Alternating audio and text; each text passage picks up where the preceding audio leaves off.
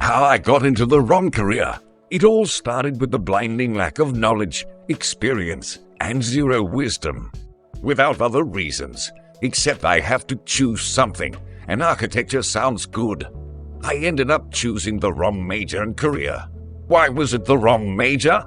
Simply put, it had little to do with my skills, and I didn't care much for the results.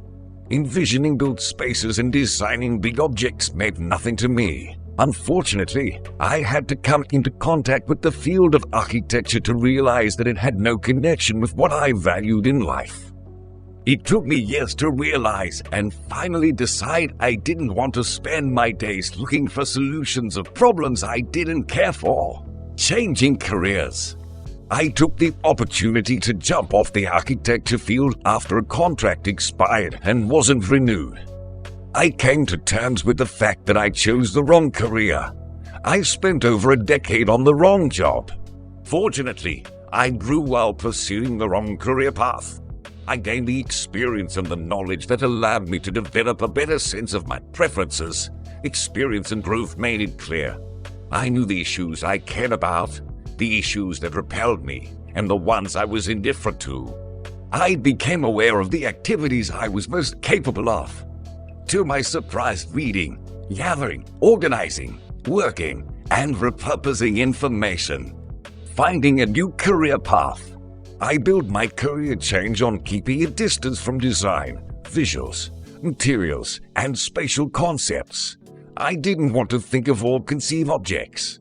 Without a complete picture, I started searching for new work positions I could picture myself doing. The opportunity came through my language skills. A multinational hiring language natives to review and increase their language commands database. It was a 2-month project, 8 hours, 5 days a week, reviewing and entering new sentences in the database, testing the new voice commands, and writing reports. Teaching and translating were my next attempts. Going through information and explaining it to young people seemed to suit me, and so did staying home alone doing translations. I enjoyed both activities in appropriate doses. The right career path was not a single path. I learned through experience that work put on the 8 hours and 5 days a week schedule was incompatible with my well-being. It was all going downhill because of the amount of effort. My mind and body were getting drained by too much time dedicated to one task and subject. What does career success mean to me? The career change I needed was variety and controlled amounts of effort. The same type of task and the same subject doesn't work for me. Part of the day I write, part of it I read, part of it I learn, and part of it I teach. I work long hours, yet I do it on top of a diverse routine. If one full-time job doesn't work for me, why should I get stuck with it? Here is a list of the type of work I have done after changing careers.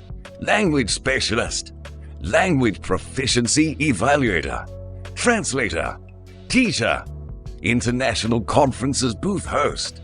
I select work that deals primarily with information and my language skill, avoiding a wrong career path.